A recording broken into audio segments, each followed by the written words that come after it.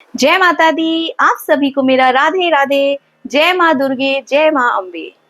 जी हाँ, अब नवरात्रे आने वाले हैं, यानी कि माता अपना ढेरों सारा आशीर्वाद हमें देने वाली हैं। यूं तो हमें पहले दिन से ही माँ आते ही आशीर्वाद देना शुरू कर देती हैं, लेकिन माँ जाते जाते हमारे ऊपर असीम कृपा करती हैं, क्योंकि इन 9 दिनों में हम माता के लिए जोत रखते हैं, माता की पूजा अर्चना करते हैं और हम अपने सारे संकट माता के चरणों में रखते हैं। जी हाँ, आप सभी को मेरा Radhe Radhe. Welcome to my channel tarot sweetie. आज इस वीडियो में मैं विस्तार से आप सभी को बताऊंगी कि 9 कन्याओं को पूजने का क्या महत्व है और कौन सी उम्र की कन्या की पूजा करने से हमें क्या लाभ मिलता है। इसके साथ ही साथ वीडियो में मैं आगे आपसे शेयर करूंगी कि किस राशि को क्या चीज का दान करना चाहिए, जिससे कि माँ की अपार जो माता का आशीर्वाद है वो हम सभी के ऊपर मिले। तो वीडियो में आगे बढ़ते हैं। जैसा कि हम सभी जानते हैं कि 6 अप्रैल को, जी हाँ 6 अप्रैल को नवमी है। जी हाँ, यानी कि नवरात्रि का आखिरी दिन है और माता हम सबसे विदा लेने वाली है। जाते जाते माता हम सब पर असीम कृपा करके जाती हैं, अपना आशीर्वाद हम सबको दे करके जाती हैं। तो सबसे पहले तो मैं कुछ उपाय आपसे शेयर करूंगी कि नवरात्रि के आखिरी दिन हमें क्या क्या उपाय करना चाहिए, जिससे कि माता हमसे असीम प्रसन्न रही। जैसा कि मैंने अपने पिछले वीडियो में भी शेयर किया था कि यदि हम पूरी नवरात्रि पूजा नहीं कर पाए हैं, तो हम आखिरी दिन नवरात्रि के उस उपाय को करने से हम अपने जीवन में किसी भी संकट को दूर कर सकते हैं। तो वो उपाय मैं आपसे एक बार दोबारा से शेयर करूंगी। यूं तो मैंने वो उपाय अपने पिछले वीडियो में भी शेयर किया था। तो उपाय क्या है? उपाय था कि हमें सफेद रंग के तिल लेने हैं। तिल में हमें शहद मिक्स करना है, शुद्ध शहद मिक्स करना है और माता को हमें 30,000 आहुतियां उस शहद से देनी है। जी हाँ, 30,000 आहुतियां अपनी इच्छा रखते हुए, साथ ही साथ 32 नामावली हमें माता की करनी है, ताकि हमारी कोई भी इच्छा यदि अधूरी रह गई हो तो इस उपाय को करने से माता से हमारी जो भी इच्छाएं होती हैं, जब हम माता के समक्ष रखते हैं तो वो सभी पूरी होती हैं। इसी के साथ साथ इस दिन माता को आप एक बहुत ही अच्छा उपाय और कर सकते हैं कि लाल चुनरी लेंगे माता की, और लाल चुनरी में अंदर की तरफ, जी हाँ अंदर की तरफ, कोई भी रंग के पेन से आप जो है अपनी इच्छा, अपनी मनोकामना चुन्नी के अंदर की तरफ में लिखेंगे और माता के ऊपर उस चुनरी को चढ़ा देंगे, अपनी सारी मनोकामनाएं माता के आगे रखते हुए। इसके साथ ही साथ देखिए, कुछ चीजें ऐसी हैं जो कि हमें नवरात्रि के समय पर जरूर खरीदनी चाहिए। उसमें सबसे पहली जो चीज होती है वो 16 श्रृंगार की सामग्री होती है। माता जो है 16 श्रृंगार जब हम माता को चढ़ाते हैं तो माता उससे अति प्रसन्न होती हैं। इसके साथ ही साथ हमें उस दिन मोर पंखुड़ी, जी हाँ जो मोर के पंख आते हैं, छोटा सा एक मोर पंख ला करके अपने पूजा घर में या फिर अपने घर के जो मेन एंट्रेंस होता है, मेन एंट्रेंस पे आप उसको लगा दें, ताकि आपके घर में किसी की भी बुरी नजर नहीं पड़े। जी हाँ, कोई भी किसी भी प्रकार की नेगेटिविटी आपके घर में ना रहे। जिस किसी के भी बच्चे का पढ़ाई में मन नहीं रखता है, वो मोर पंखुड़ी उसके डेस्क पर, जी हाँ जो उसका स्टडी टेबल है बच्चे का, उस स्टडी टेबल पर उस मोर पंखुड़ी को रखें। तो ये तो 2 चीजें हुई जो हमें माता के लिए अवश्य करनी चाहिए। जाते जाते हमें यह चीजें जरूर खरीदनी चाहिए। इसके अलावा माता को कमल का फूल बहुत ही ज्यादा पसंद है, तो नवरात्रि के आखिरी दिन यानी कि 6 अप्रैल को आप एक कमल का फूल भी अवश्य खरीदें और माता को जरूर समर्पित करें।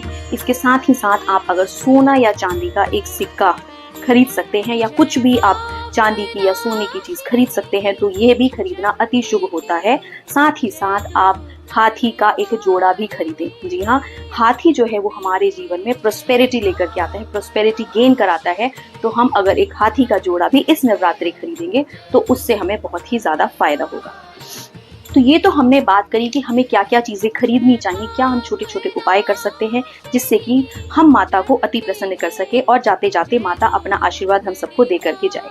जी हाँ, इसके साथ ही साथ अब मैं आपको बताऊंगी कि नवरात्रि के दिन जब हम कन्या पूजन करते हैं तो हमें किस आयु की कन्या को बुलाना चाहिए। जैसे कि आज के टाइम पर मैं देखती हूँ कि मतलब अगर मैं अपनी भी बात करूँ तो कन्याएं मिलना बहुत ही कठिन है। जी हाँ, बच्चियां खुद आकर के आना नहीं चाहती हैं। तो आप कोशिश करें कि जो भी कन्या जरूरतमंद हो तो आप ऐसी कन्याओं को अपने घर में बुलाएं, या आप कोशिश करिए कि अपने घर में ही बुला करके कन्याओं की पूजा करें।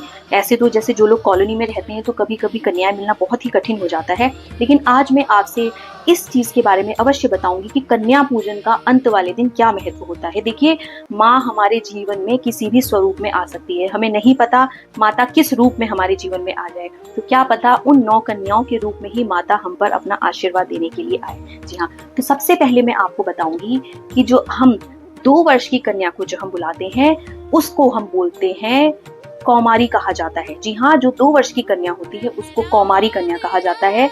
अगर हम 2 वर्ष की कन्या की पूजा करते हैं तो उससे हमारे जीवन से दुख और दरिद्रता का नाश होता है। जी हाँ, जो 2 वर्ष की कन्या होती है उसको हम कौमारी कहते हैं, और यदि हम उसकी पूजा करते हैं, उसको हम अच्छे से उसकी पूजा करके पैर धो के और हम उसको टीका करके हाथ में रक्षा सूत्र बांध के अच्छे से उसको भोजन कराते हैं और उसके हम पैर छूते हैं, तो उसको करने से हमारे जीवन में दुख और दारिद्र्य का नाश होता है। इसीलिए 9 कन्याओं का बहुत ही महत्व है।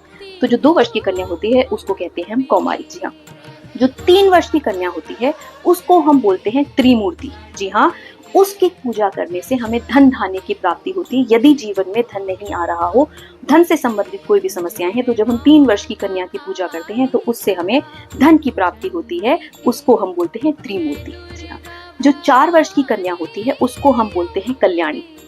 जब हम कल्याणी की पूजा करते हैं, यानी कि 4 वर्ष की कन्या की जब हम पूजा करते हैं तो उससे हमारे जीवन में सुख और समृद्धि आती है।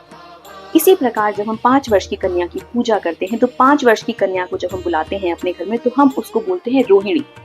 क्या बोलते हैं? रोहिणी। जब हम उसकी पूजा करते हैं तो हमारा शरीर रोग मुक्त होता है। जी हाँ, 5 वर्ष की कन्या को रोहिणी कहते हैं, और उसकी पूजा करने से हमारे जीवन में स्वास्थ्य से संबंधित यदि कोई भी समस्या है तो उस समस्या का समाधान हमें मिलता है। इसी प्रकार जो 6 वर्ष की कन्या होती है उसको बोलते हैं चंडिका। चंडिका की पूजा करने से हमें ऐश्वर्य की प्राप्ति होती है। जिस किसी को भी ऐश्वर्य चाहिए जीवन में, वो 6 वर्ष की कन्या की पूजा करें। जी हाँ, इसी प्रकार जब 8 वर्ष की कन्या को हम बुलाते हैं तो 8 वर्ष की कन्या को हम बोलते हैं शांभवी। जी हाँ, 8 वर्ष की कन्या होती है शांभवी, और उसकी पूजा करने से हमें जीवन में लोकप्रियता मिलती है, लोग हमें बहुत पसंद करते हैं, हमारे अंदर एक अट्रैक्शन आता है। इसी प्रकार जब हम 9 वर्ष की कन्या की पूजा करते हैं तो वो साक्षात माँ दुर्गा आती हैं। जी हाँ, तो माता दुर्गा का हमें आशीर्वाद मिलता है और हमें शत्रुओं पर विजय मिलती है। तो जो भी मैंने आपको बताया, जिस आयु की जो कन्याओं को मैंने पूजन बताया है, तो इस आयु की कन्याओं का पूजन करने से हमारे जीवन में अपार समृद्धि सुख मिलता है। तो कन्या पूजन का मतलब अंत में जो होता है, नवरात्रि का जो लास्ट डे होता है, उस दिन कन्या पूजन का इसीलिए विधान कहा जाता है। एंड हमेशा हमें प्रयास करना चाहिए कि हम छोटी कन्याओं को ही अपने घर में पूजा के लिए बुलाएं। जैसा कि मैंने कहा, 2 वर्ष से लेकर 9 वर्ष की कन्याओं तक का यदि हम पूजन करते हैं तो हमारे घर पर अलग अलग प्रकार की माताएं 9 स्वरूपों में आती हैं और हमें अलग अलग प्रकार की बीमारियों से हमारे को छुटकारा दिलाती हैं। तो ये तो बात करी मैंने कि 9 कन्याओं का पूजन हमें कैसे करना चाहिए। अच्छा, एक बहुत इंपॉर्टेंट चीज जो शायद बहुत लोगों को नहीं पता है, जब हम 9 कन्याओं को बुलाते हैं अपने घर में और हम उनकी पूजा करते हैं तो जाते जाते हमें उनके हाथ में थोड़ा सा चावल जरूर देना चाहिए, और उन छोटी छोटी कन्याओं को जो माता के स्वरूप में आई हैं उनसे बोलना चाहिए कि जाते जाते घर के कोने में वो चावल छींट दें। उससे हमारे जीवन में सुख संपदा समृद्धि हमारे जीवन में आती है, यश और कीर्ति में बढ़ोतरी होती है। तो ये तो बात करी मैंने कन्या पूजन के लिए कि जब हम कन्याओं को बुलाते हैं और उनकी पूजा करते हैं कन्या पूजन वाले दिन, तो हमें किन किन चीजों का ध्यान रखना चाहिए। माता को, जितनी भी कन्याओं को आप उस दिन बुलाएं, हमेशा मन में साक्षात इस चीज को माने कि आज हमारे घर साक्षात माता आई हैं और ये माता के स्वरूप में ही कन्याएं हमें आशीर्वाद देने के लिए आई हैं। तो चलिए वीडियो में आगे बढ़ते हैं, और अब मैं आपसे बताऊंगी कि अब कौन सी राशि वाले को नवरात्रि के लास्ट डे ऑफ नवरात्रि यानी कि नवमी वाले दिन क्या उपाय करने चाहिए, उन्हें किस चीज का यदि वो दान करेंगे तो उनका जो नक्षत्र है, उनका जो ग्रह है, वो उनको बहुत ही अच्छा फल देगा। तो सबसे पहले हम बात करते हैं मेष राशि वालों के बारे में। जिस किसी की भी मेष राशि है उस दिन उसे लाल रंग के फूल से माता की पूजा करनी चाहिए। जी हाँ, माता को लाल रंग का फूल चढ़ाना चाहिए। लाल अनार हम माता को भेंट कर सकते हैं। इसके साथ ही साथ अगर हम वृषभ राशि वालों की बात करें तो वृषभ राशि वालों को खोए की मिठाई यानी कि कोई भी सफेद रंग की चीजें माता को चढ़ानी चाहिए, चाहे हम थोड़ा सा अक्षत ही माता को चढ़ाएं। तो मेक श्योर कि हम उस दिन कोई भी सफेद रंग की चीजें, सफेद मिठाई हम माता को अवश्य चढ़ाएं। तो ये बात करी मैंने वृषभ राशि वालों के बारे में। जी हाँ, अब तीसरी राशि वालों के बारे में बात करेंगे, जो कि है मिथुन राशि। मिथुन राशि वालों को नवरात्रि के आखिरी दिन यानी कि नवदुर्गा के दिन कच्चे दूध में हम थोड़ी सी केसर मिलाएंगे और तुलसी के पौधे में हम चढ़ाएंगे, साथ ही साथ माता को भी हम उसे थोड़ा सा चढ़ाएंगे। जी हाँ, तो ये बात करी मैंने मिथुन राशि वालों के बारे में। कच्चे दूध से हम माता की पूजा करेंगे और हम वो दूध जो है तुलसी माता को अर्पित करेंगे। इसके साथ ही साथ अगर मैं बात करूं कर्क राशि वालों की, तो कर्क राशि वालों को उस दिन रामाष्टक का पाठ करना चाहिए और लाल रंग की मिठाई, लाल रंग का फूल माता को चढ़ाना चाहिए। सिंह राशि वालों की अगर हम बात करें तो हमें उस दिन तुलसी जी का भोग लगाना चाहिए माता को, और माता के समक्ष बैठकर यदि हम कर सकें तो हमें सुंदरकांड का पाठ करना चाहिए। अगर हम कन्या राशि वालों की बात करें तो उस दिन हमें सफेद रंग की चीजें माता को अर्पित करनी चाहिए। आप सफेद रंग की मिठाई कोई भी मार्केट से लेकर आ सकते हैं एंड सफेद रंग का फूल माता के चरणों में अर्पित करें। इसके साथ ही साथ आप अगर कर सके तो 32 नामावली माता की अवश्य करें। अब हम बात करेंगे तुला राशि वाले के बारे में। तुला राशि वालों को उस दिन चंदन माता को अवश्य चढ़ाना चाहिए। जी हाँ, प्रयास करें कि उस दिन माता को आप चंदन का तिलक अपने हाथों से करें और थोड़ा सा चंदन का तिलक आप अपने माथे पर भी लगाएं। इस तरह से मैंने बात करी तुला राशि वालों के बारे में। तो हम तुला राशि वाले या फिर ये राशि वाले जब इन चीजों का दान करेंगे तो उस दिन माता की असीम कृपा उनके ऊपर रहेगी। जी हाँ, अब हम बात करेंगे वृश्चिक राशि वालों के बारे में। वृश्चिक राशि वालों को उस दिन आटे की पंजीरी, जी हाँ, जो हम आटे की पंजीरी घर में बनाते हैं, उसका अगर वो अपने हाथ से बनाकर माता को भोग लगाएंगे तो माता उनसे अति प्रसन्न होगी। अब बात करें अगर धनु राशि वालों के बारे में, तो उस दिन उन्हें राम दरबार की पूजा करनी चाहिए। साथ ही साथ माता को जो नवरात्रि के जो जौ होते हैं, जो बन के आ जाते हैं, वो अपने हाथ से माता को अर्पित करें। इसके साथ ही साथ अगर हम धनु राशि वाले के बारे में बात करेंगे तो धनु राशि वालों के लिए मैंने कहा कि राम दरबार की हमें पूजा करनी है। अब हम बात करते हैं मकर राशि वालों के बारे में। मकर राशि वालों को उस दिन शिव जी की स्तुति, शिव जी की उपासना करना चाहिए। माता गौरी के साथ साथ उन्हें शिव चालीसा का उस दिन पाठ करना चाहिए। अब अगर कुंभ राशि वाले व्यक्ति के बारे में हम बात करें तो उन्हें उस दिन माता सीता की पूजा करनी है। जी हाँ, माता सीता की पूजा आपको करनी है कुंभ राशि वाले व्यक्तियों को। साथ ही साथ आप माता को, माता सीता के चरणों में थोड़ा सा अगर पॉसिबल हो तो हनुमान जी का सिंदूर जरूर अर्पित करें। इससे आपके जीवन में सुख और समृद्धि की प्राप्ति होगी। साथ ही साथ अगर हम बात करें अब अंतिम राशि जी की है मीन राशि। मीन राशि वालों को उस दिन बालकांड का पाठ करना चाहिए। जी हाँ, उस दिन अगर आप बालकांड का पाठ करेंगे, अयोध्या बालकांड का यदि आप पाठ करेंगे तो उस दिन आप देखेंगे कि आपके ऊपर माता की असीम कृपा होती है।